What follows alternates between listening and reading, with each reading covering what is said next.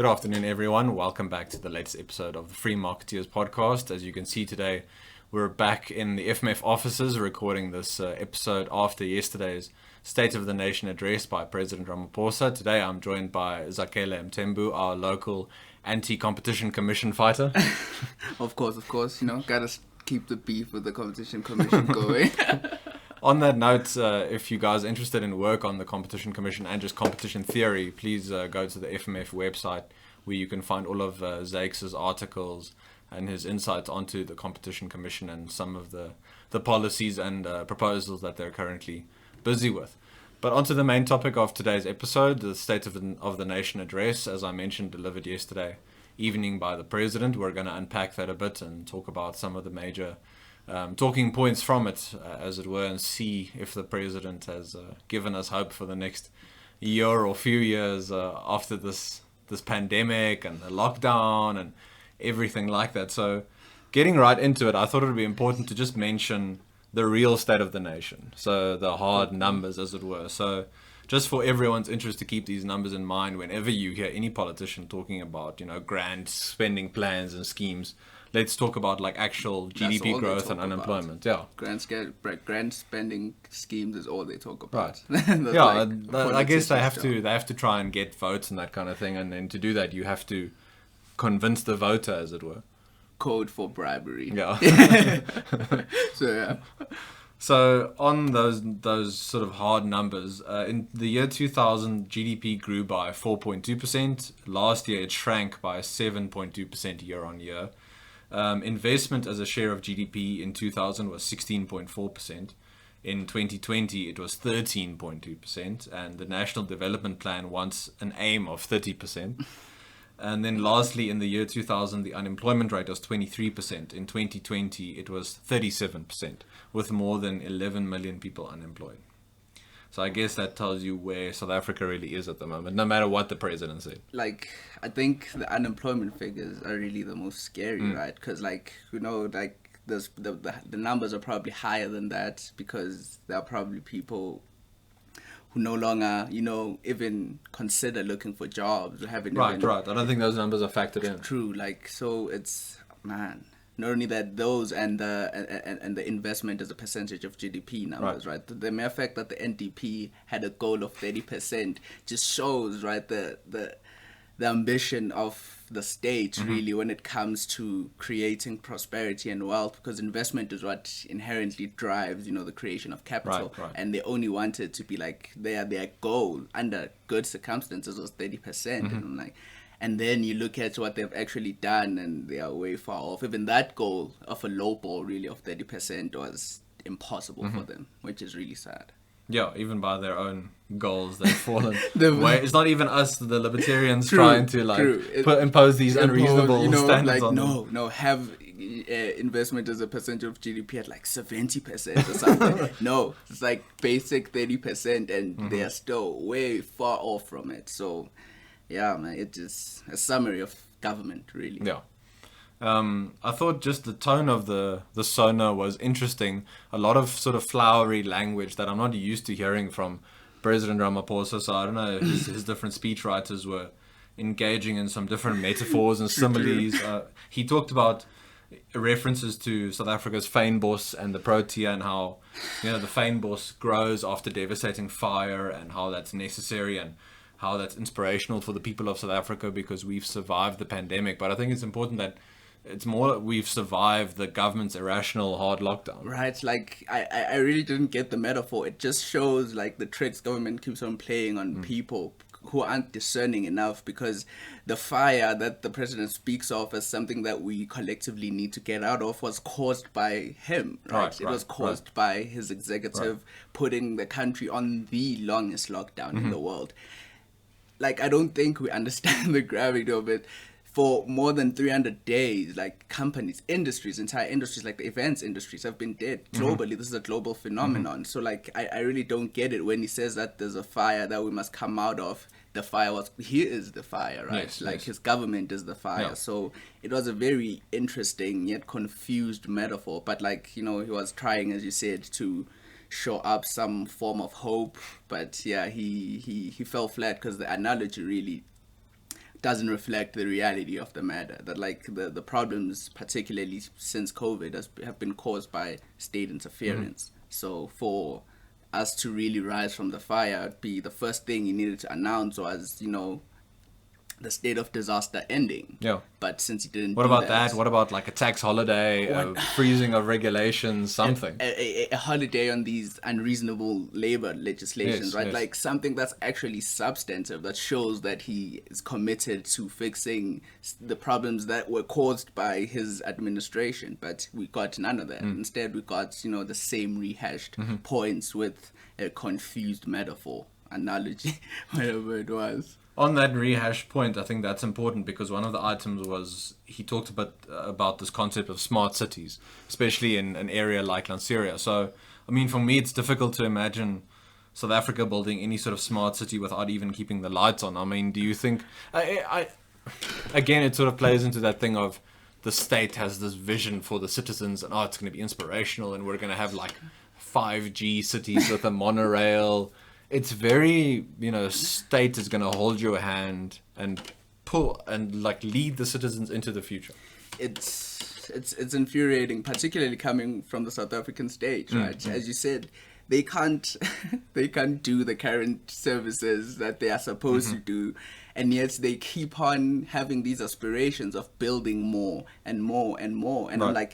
and we all know this. Like every time a government program should be announced, like everyone at home should know that it's an opportunity for bids to happen, and we all know bids. All these people, all these individuals, most likely know themselves. Which is why a lot of people tend to, whenever they think of the state doing something, they think it's this entity that is not run by individuals, but like there are people there, and you have to put yourself in those same positions, right? You most likely know someone who has a business, who's doing construction or anything like that. So even if you were in the same position yourself to look at a bid, most likely than not, there would be someone out there who would accuse you of bias. Right. And this is a bias that we all have, which is as individuals. And the Yeah. best way to deal with this is for the government to stop building stuff.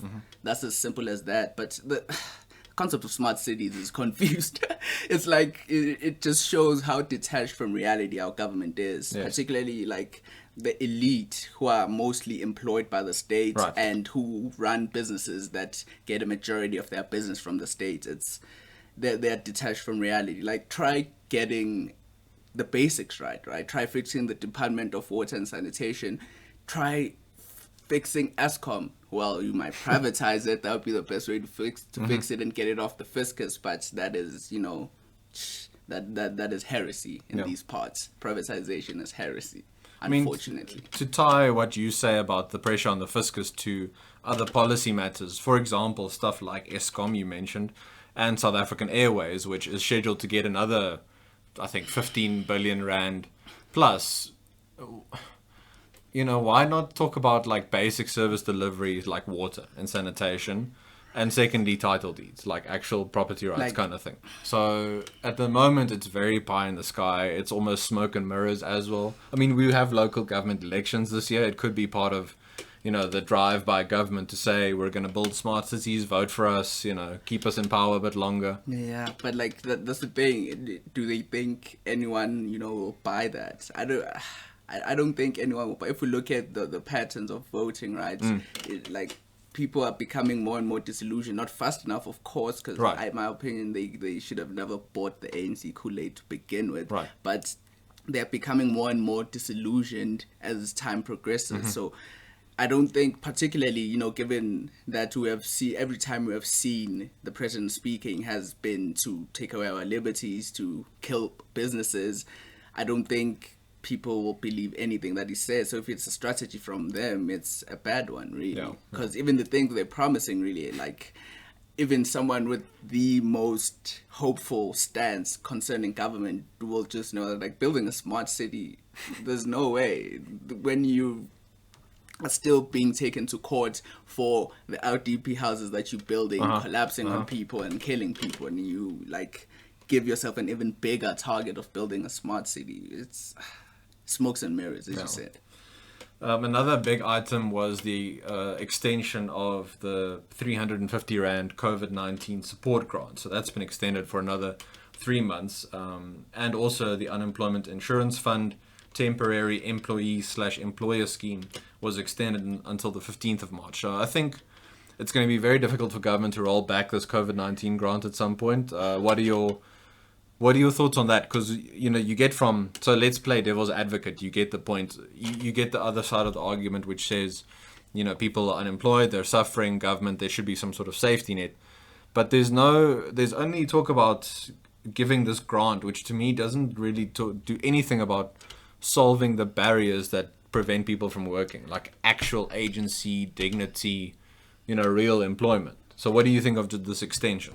I mean, firstly, so shocked. My word. Right. Really shocked that a government program doesn't seem to be ending. I mean, who would have thought of this? I don't know every other libertarian who knows anything about government, even outside of a libertarian, anyone who makes an effort really to study the patterns of governments could have seen that firstly there's no such thing as a temporary government program. And I think in South Africa we are seeing the extreme end of this, right? Like our government just keeps on pushing us to see the point at which maybe we'll hopefully break, and then they placate those who are willing to be placated with something as measly as 350 grand. Like, we are in a very, very twisted situation in this country whereby the government has willingly just gave itself up to letting people be reliant on social grants. Right. But basic economics will tell you that the government creates no revenue. It gets its revenue from people who are actually productive in the marketplace, right? Providing goods and services to other individuals that need them. That's where the money for all these grants comes from. And that base is shrinking. So eventually the money will run out. And usually when that money runs out, government just keep on borrowing and printing more money. But that eventually creates inflation. And in South Africa, we've went past the point of having our tax base be able to support our social programs, because that we passed that cliff a long time ago. We've been living by borrowing money, and the government seems intent, it seems comfortable on, rather than creating conditions, as you said, that enable the creation of capital that will also subsequently increase its revenue, right? It actually frustrates the entire environment by taxing people more, which will lead to a reduction in the creation of capital, which will also ultimately lead to the entire social program collapsing on itself. So it's just like, even given the ends that they want to achieve, it isn't something that they should be doing. Like, the mere thought, right, that, people, I saw even politicians were saying, yes, people, are reliant on this 350 grand. And I get it. I guess when you have no employment and have no access to income, 350 that you get from the government opposed to nothing, makes a difference. But on the long term, rather than wasting all that time standing at the post office waiting to go and collect 350, you could have wasted all that time working, getting experience, improving a skill in something that would enable you to accumulate capital as time progresses. But social welfare has the entire thing inverted, right? Because you keep on getting rewards for doing nothing, for not improving yourself. On a personal level, really, I doubt that there's anyone who likes living off of other people, which is what social welfare is. But in its most egalitarian sense, it is individuals helping one another. But in a status sense, really, it involves the use of forcing someone to help you. And the moment force is used, the moral argument goes out the window. And our government, as I keep on reiterating, seems intent on having adults, individuals, fully functional, reliant on the state, and not even getting any form of, tangible income. 350 is spent in a day. Inflation has been Inflation has been on the rise. Prices have been increasing. Like, rather than creating an environment whereby these people will be able to firstly make their own money and be able to accumulate it, and for them to improve their beyond material conditions, just their state of being by being productive, the government actually reverses it. It's the most saddest thing, really. I get where it was coming from. The government, they had no option really but to extend it, because they had to bribe, at least attempt to bribe people by it. But hopefully, I hope the South Africans really don't get bribed. But, I tend to be an optimist, even though the entire situation doesn't allow for optimism. Yeah. But like Sometimes you just have to hold on to it. because really anything besides it will lead to one tearing out their hair. Yeah. But I doubt it'll end. And if it don't end, it means that even more and more people will be on it, Right. just hastening, you know, the cliff points, Yes. really, the points whereby social grant money will no longer be there because there just won't be any money. I'm sure at some point the government is going to default on its debt, and then when you hit that, I mean, the cost of borrowing increase, they have to pay back to lenders, and then the demands on government will increase as well. So with that goes stuff like the closing down of SOEs and that sort of thing. So it's almost like the government doesn't see it, but it's in some ways, you know, that's my optimism point of view. It's hastening the decline of its own like grand structures and plans. True.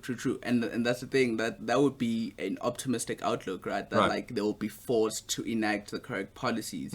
A pessimistic one would be those conditions would create the optimum like societal conditions for even much more radical leftist ideas, right? Agreed, They'll be like, capitalism has failed, as you can see. Yeah, seize the means of production, that whole thing. Production, and to even have a much more radical government than the one that we have right now. So, but man, debt is already a problem, right? And it was a problem prior to COVID, if we all remember, like Tito's speech where 100%, where he like, you know, made it an issue that the government needs to cut back on spending, and suddenly the government seems to be increasing its spending obligations, yet economic growth is non-existent. Like, I really don't get where the state of the nation address, particularly concerning stuff like, you know, the increasing of government spending and continuing these grant programs. Like, it seems to be detached from the actual economic reality of the country. I don't think what other people at Treasury telling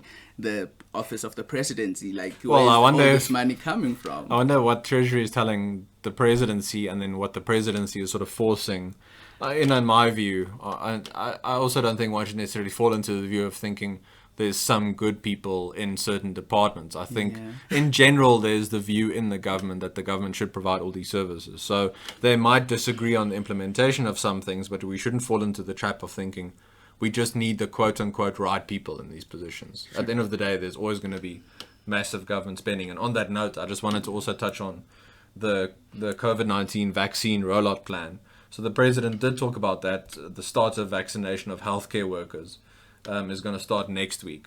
Well, that's the plan anyway. So that's with Johnson & Johnson vaccines.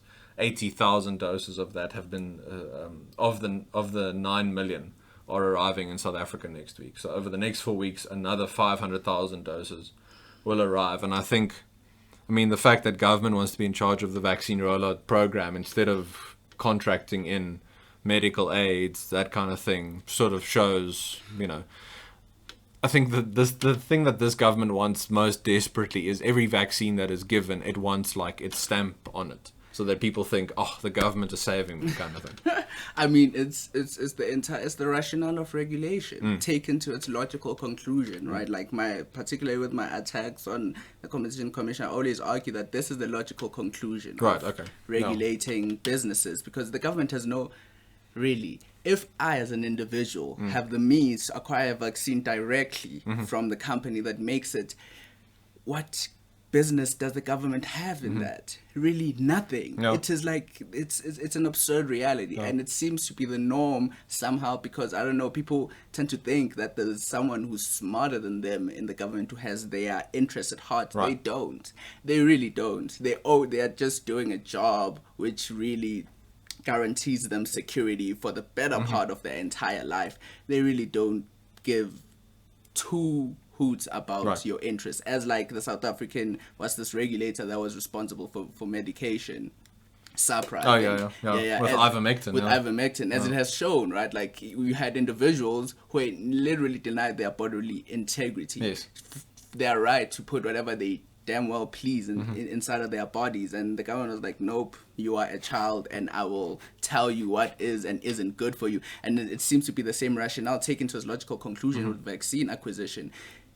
Private businesses, like, as you said, medical schemes and like all these health health businesses should be the ones acquiring this. As I said, right down to the individual, really. Right. If you have the capabilities of acquiring the vaccine, then by all means, the government shouldn't put barriers in front of you for you doing that.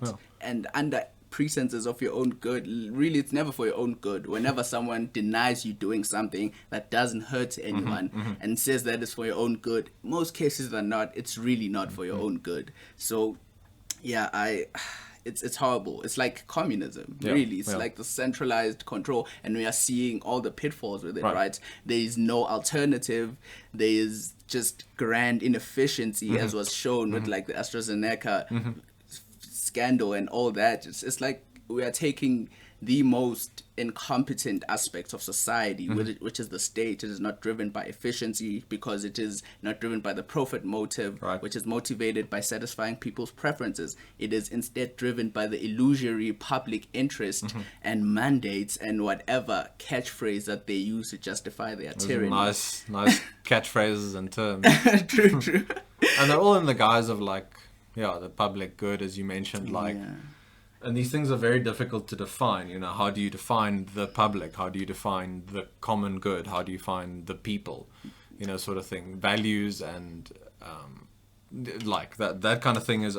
These kinds of things are only of value to individuals. It can't be like of value to and society. And that's the thing. The only way it can ever really be truly aggregated is with the beauty of the price system, right? Which is at the very most intersubjectively ascertainable rather than objective. But for government to operate, for force to operate, it has to operate under objective conditions, right, of the violation of rights. But modern states do not observe this logical flow of what should inform their power, even in the most charitable interpretation of like what is the basis of their power. Instead, they just show, right, like for us who are anarcho-capitalists, really, we are just looking at it and hopefully seeing that the status will see our point of view, that the government is horrible in whatever context. It is communism in its embryonic form, really, and it's every time we placate it, we hope that it won't grow and devolve into a North Korea or a China, really. So it's quite sad. The government should not have centralized acquisition of vaccines. Like, it makes no sense to me. It really doesn't. I'm surprised the Competition Commission hasn't talked to someone like Johnson & Johnson and said, accuse them of price gouging, or you're charging too much for the vaccine. They know Johnson & Johnson won't listen to them. I'm more interested in the Competition Commission not breaking up the monopoly of government. I mean, here's government acting in an anti-competitive manner, but it just shows the inequality before the law that exists between you as an individual, you as an entrepreneur, as an enterpriser, and the state, right? The state is a monopoly by definition. And right now, it has created a monopoly in vaccine acquisition, and the Competition Commission is dead quiet. Instead, you have the National Consumer Council wanting to terrorize ginger and garlic retailers for increasing their prices because demand has increased. Like, it's a weird thing that happens when demand increases, then maybe the price of something will increase. I wonder how that happens. I wonder why. I wonder why. We should probably ask, a probably grade 7 economic management science student, and so like, what do you think is responsible for this? I think they might be able to help us out, because all of us seem to be lost about what really informs an increase in prices every time demand increases, and a subsequent decrease in prices every time supply increases. We don't know. Another big item in the SONA, one thing that I wanted us to touch on, was this idea of localization and buy local, proudly South African, quote unquote.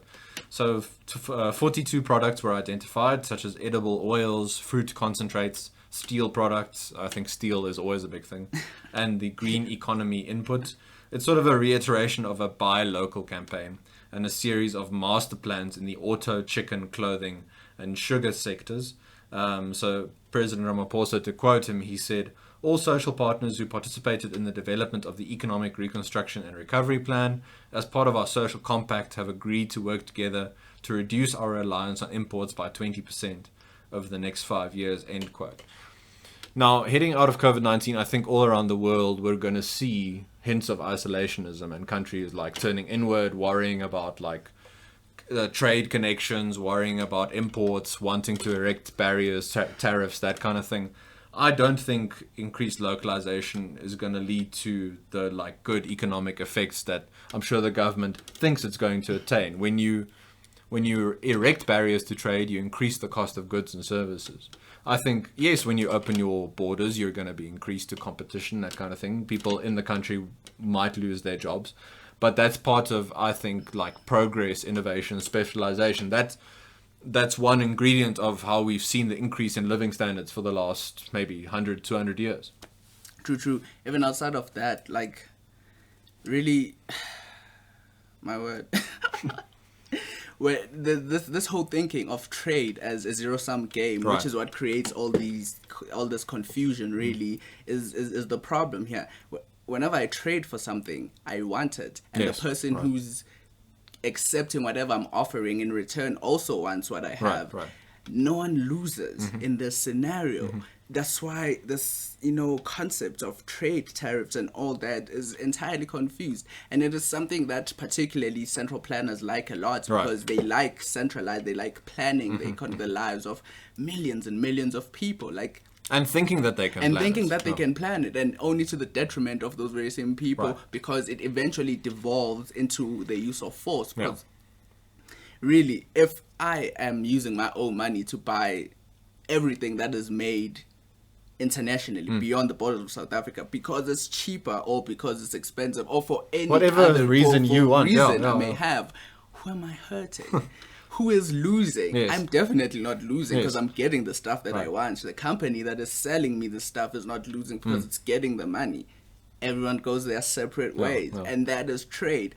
But this constant fixation, right, on trade deficits and all this, and it seems it's an aspect of Keynesianism, really, which shows why it's so problematic. But I really don't get it. Like, trade is mutually beneficial. And you're right that right now with COVID, we're going to see a lot of countries going inward, right? Like, if you saw the 5-year plan that the CCP, I think, released, was it last year? I don't think it was a 5-year plan, most likely like a summation of COVID. Right. But they have domestic markets, right, as a focus for them, and increasing that domestic markets. And you're like, I don't think China particularly really gets what made it so great, what made its economy grow, which essentially was its connections internationally to international markets. But I'm sure it's probably anticipating a status reaction to any products that will be coming from China due Right. to a lot Right. of countries not being on good terms with them. But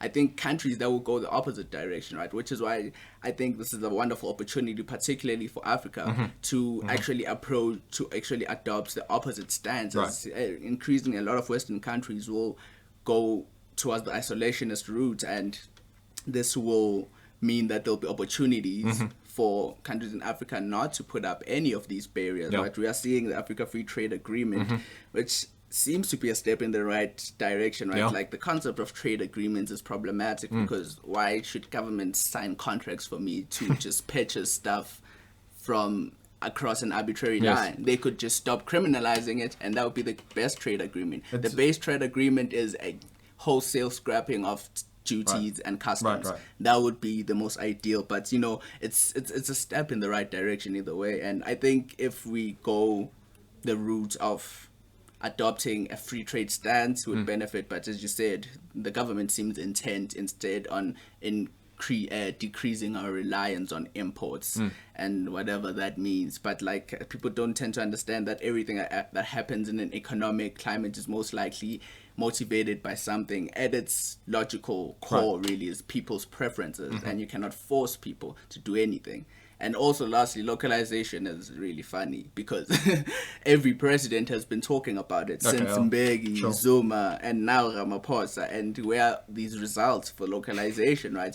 They won't be there because the economic laws is comparative advantage. There are just some things that cannot be done at the most efficient of costs at particular places in the world, and that's okay. Yeah. And that's okay. The reason that free trade is so great, if anyone knows, the law of comparative advantage, you should go check it out to see what makes this entire idea of, you know, trade deficits and everything so confused, really. So yeah, localization, I don't think it will work when it is a directive from the state that will most likely, you know, result in higher customs and duties for those products that must be localized, which will really just increase their costs, because there's a reason that they're being imported. Right, sure. You know, those reasons are some things that, you know, central planners hardly ever think about when they are engineering our lives. Yeah, I think that localization point is something we need to keep an eye on in coming years. That's a big concern of mine personally. But I don't think the government will implement it. As I said, every president has been talking about it. And even if they do, it'll result in losses, right? They've been talking about localization and what's this, mineral beneficiation. That's like their favorite things, really. But it hardly ever comes through, because there's a reason why certain things are done in certain places due to the cost just being lower. And instead of the government focusing on like doing what it can to decrease the cost that it causes on businesses, it just wants to incur more and more on consumers. So yeah. On Eskom, and you mentioned that earlier, so the president did talk about that particular SOE that is still hanging around. So the Mineral Resources and Energy Department will soon announce that successful emergency power bidders can provide 2,000 megawatts, while the government would, quote, soon start initiating the procurement of 11,800 megawatts of renewable power. That was sort of the most positive, quote unquote, side of what the president said, but he also acknowledged that rolling outages are set to continue over the next 5 years, considerably longer than the March 2022 deadline previously raised, given supply shortfalls of between 4,000 and 6,000 megawatts. I don't think the government is ever going to give up Eskom. I think it'll be such an indicative, I mean, it's already an indicative failure of them running, you know, a service, quote unquote, and a business. But they seem determined to keep it going no matter how much it costs the economy. And we have to know, I mean, everyone has to know at this point, especially after the ravages of the pandemic and the lockdown, if you don't have reliable energy, there's going to be no real economic growth. There won't be any. Not only that, like, we know that, you know, government seems to think that privatization is a swear word, really. Right. So, but the least it could do is to just decriminalize the generation, distribution, and, you know, ultimate retail selling of energy. That's all it needs to do. They're already acknowledging that there's a supply shortfall and things that are never heard of in a market that is not regulated or has nothing to do with the state. Like, just think of going to a cell phone shop and finding that there aren't any iPhones because, you know, Apple doesn't have enough capacity. Like, it is unheard of precisely due to that very horrible thing, as socialists would say, called the profit motive. But the profit motive, it's what enables the efficient use of resources. There would be so much middle class complaining if people went into shops and didn't find an iPhone. I mean, think about, like, if a business doesn't supply you the good or the service that it promised you, or that, you know, you assumed you giving the amount of money in exchange for it. True. You're going to adapt your behavior. Now we don't have a choice. We all have to, like, get our electricity from Eskom. And that is, like, Eskom is the biggest threat to our economy because the entire economy hinges on it. We all use energy. So, like, they should allow for there to be alternatives to it, not through a centralized process like they're trying to do, like with this whole bid window and it's just fancy word for creating other tenderpreneurs, really, because that's what will ultimately result from it. Rather allow individuals voluntarily, without them hurting anyone, to provide energy for one another, and stop making it an illegal activity. And that includes stop requiring people to pay for licenses for having solar panels on their own roofs. Like, just stop extorting people. Really, because privatization would be the preferred route. Because if Eskom were privatized, it would be an efficient business that, you know, that gives you whatever it is that you pay for. But since privatization is far-fetched in the minds of government, the least it could do is just, you know, decriminalize private energy suppliers. like right there, like the entire chain really should be should be deregulated, and an average citizen should be allowed to start a business that will be that will be able, you know, to generate power for citizens. And I understand the infrastructure costs involved in all this, but you know, the detailed aspect of it sure. is are currently beyond us, but it can be done, right? Because there are people who have been, just like here at the FMF, who have been committed to presenting, you know, these alternative ideas to government, but government is not interested in them, even though, even by its own accounts, it's failing. Yeah. I really don't get this. They are failing, yet they aren't willing to listen to alternative ideas. And I don't know, maybe they will be happy when we have, you know, 9-hour blackouts or something like some other country, which we are heading there, right? The idea of having blackouts is not normal. It shouldn't ever be normalized, but in South Africa, it has, like, people have even structured their lives around it. It just shows also the ingenuity of, you know, the indomitable human spirit, but also it's sad, really. I think if government, if they really wanted to stick to the view that they had to provide some service to poorer citizens, keep Eskom and provide to those citizens who can't afford, like, in the private sector, and let, like, whatever middle class, upper class suburbs, towns, cities, let them buy from competing suppliers. True, but like you know how states are, right? It's the same thing with private schools. They'll be complaining about these businesses that are run more efficiently than the state, and instead of wanting for the state to privatize the services that the poor get, they instead want everyone to just come to the same level, and then, you know, hopefully they'll be happy. It's the entire ideology of envy, really,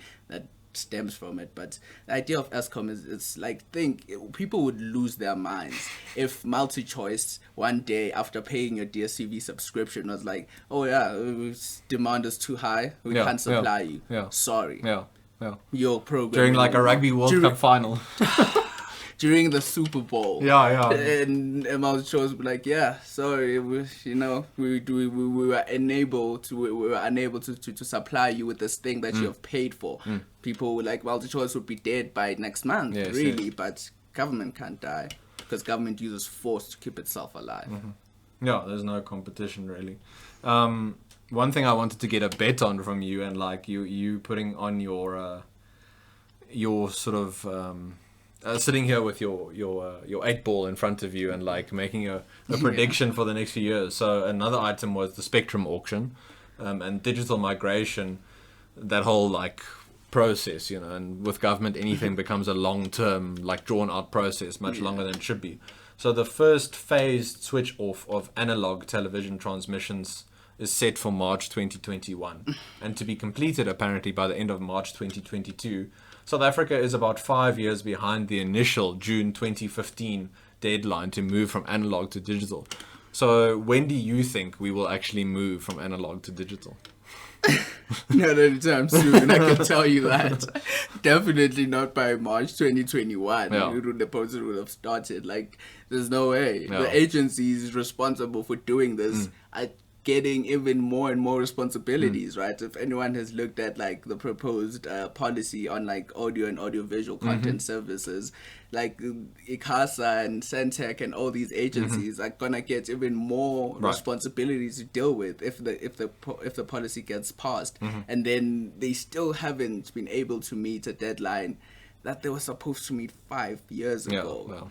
Like, they aren't even nowhere close, really. I kept on seeing scandals during the course of the years about how, you know, the people who were contracted to manufacture these set-top boxes just did, you know, normal things that are done every time you allow an entity not motivated by profit to handle things that should be done by entities motivated by profits, really. So I don't think it will happen anytime soon. The good, though, spectrum auction, that seems to be happening, given at least the documents released by the Department of Communications. So that should be good. That would be a good thing. You know, my ultimate dream scenario would be not to have the government auctioning spectrum it owns it. It doesn't own the ether, really.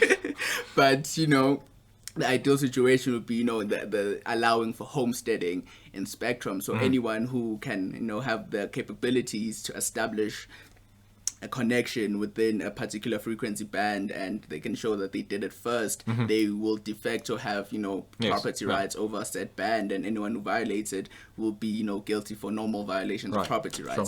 That would be the ideal scenario, but spectrum auction would be a good thing. Hopefully it will lead, to even better internet connection than we currently have, and yeah, hopefully they don't do that whole data price reduction thing, which will frustrate the good that would be done by having these companies having access to new frequency bands in like the radio spectrum. So yeah, man, spectrum good. Digital migration, don't think will be happening anytime soon. I'm very sure we can take a bet. We can like shake on it and sign like a blood oath that at some point in the next few years there'll be another issue around data prices and controlling those. So just the last item that we wanted to highlight and wrap up on from the Sona. Two new announcements. A lot of it was sort of rehashing previous promises and plans and implementing that kind of thing. I also want to mention the president didn't talk about expropriation without compensation, which when you want all this economic growth, capital investment, all this sort of stuff, you can't dilute property rights. You can't implement EWC, and at no point did he say, okay, the government is abandoning EWC. Oh yeah. He's not going to say that in an election year. Even though I'm sure because given the stance of the speech, he probably realizes that investment is needed. But if I was an investor, there's no way I'm going to bring my property to SA, which is what capital is. It's property. I'm not going to bring my property here knowing that the government has the powers to take it without paying me back. It just doesn't make business sense. Yes. So until that issue is addressed and, addressed in a very thorough way that will make everyone quite comfortable, our economic problems won't be solved anytime soon. And for the mere fact that the president spoke of this investment and all these smart things, cities and smart cities and didn't mention really anything about expropriation without compensation, should be telling. It should be telling about the mind frame of government and its seriousness about solving our economic woes. So sad, really. But the new agencies, as you said. Yeah, sorry, I opened up my own tangent there. So the two new agencies, the one is the proposed Water Resources Infrastructure Agency to oversee South Africa's water resources. The agency will link to a raw water pricing strategy. The other new structure would be a statutory anti-corruption agency that would report to Parliament. That would be in addition to the National Anti-Corruption Advisory Council, whose members would be appointed shortly. So the same Parliament that during which state capture happened is going to oversee the new anti-corruption body. So I'm sure that's going to be effective to fight against corruption. And then just the Water Management Agency with a water pricing strategy. Well, I think it was Milton Friedman who said, if you put the US federal government in charge of the Sahara Desert, it will run out of sand within like a year or something. It will be true. It'll most likely be true. And this is what a lot of people who demonize free markets and free enterprise really don't get, that it makes it possible for really the poorest of the poor to attain a wide variety of goods and services. And with governments like pricing strategy, I get a lot of people are iffy about water, really. Right, sure. It's so like... It's because, it's necessary for life. And I'm like, food is necessary for life. But you don't see a government agency for food. You still get food in a relative sense, given, your ability to serve other people in the market and get compensated for it without the government frustrating your efforts. But with water, people seem, to want the government to monopolize it. And in South Africa, we should be acutely aware of this. Water provision is a state function wholly, and water provision, the country is in a horrid state. Yes. It is not uncommon to see on any normal day in South Africa read a story about, a service delivery protest, and most likely the reason for the protest was water provision or anything along those lines. Yet, the government still somehow thinks that you need more government agencies to do what the current government agencies are failing to do. But the most pressing really is this anti-corruption agency. Like, we don't need another agency to deal with corruption. We need the current agency, which is the NPA, by the way. to be capacitated enough so that it can deal with corruption, because that's its job. This agency will eventually have to refer whatever it is that it draws a conclusion on to the NPA for criminal prosecution. And I'm like, why create this long-winded process? When I do something that's criminal, I get investigated pretty quickly by the police and I get prosecuted. Yet somehow for people who hold state positions, the process seems to be its very own. You see it also with like the state, with commission of inquiries. Yeah, state capture. People employed by the state steal, they go to commissions of inquiries at their own behest, answering things that they want to answer. I steal, I get dragged out of my grandmother's house at crazy hours of the morning and get taken to a holding cell that only has a concrete bench for anything that resembles a bed, really. So it's like this inequality, really, before the law that is a violation of the rule of law. Yeah, talk about real inequality, like when you have different rules for depending on like the political position that you occupy in society. I mean, what more is going to undermine like the rule of law, people following the laws, general like societal cohesion? That to me is like one of the most corrosive effects. And I will just say, and to like highlight what you've said, adding more bureaucracy and centralization to the management of corruption to me is just going to increase corruption. I think if you aren't shrinking the role of the state, if you aren't like cutting back state spending, the assumption that the state should provide for every need and want that we might have, you're not really going to address corruption. You can have you can have the most moral person as the president. You can have like any structure you want in place. If you have the incentives in place for increased corruption, don't complain when you see increased corruption. Precisely, because that's what happens. And this, unfortunately, is the trap particularly Africa is in, right? You have corruption being a problem, a lot of people acknowledging that corruption is a problem, and the solutions to it give more power to the government to deal with corruption. And like the problem inherently, why corruption is an effect, the problem is governmental power. So shrink that, and automatically the effect that is corruption that stems from governmental power will also decrease, as you said. But like, it's almost it's like a plant, it's like a weed with its fingers through everything. When you deal with the like heart of the and you like stop watering it, for example, like you stop feeding it nutrients, then the fingers are also going to dry up and shrivel away. Inherently, like you just deal with causes, right, rather than effects. And corruption is endemic like that. As you said, you could have the most moral president running a country, and most likely than not, they would be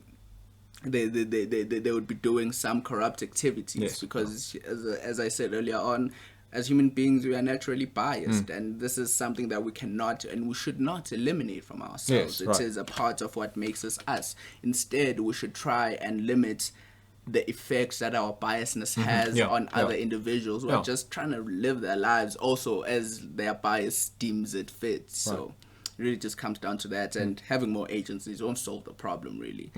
Just get the NPA to do its job. That should have been the directive. It's a novel concept.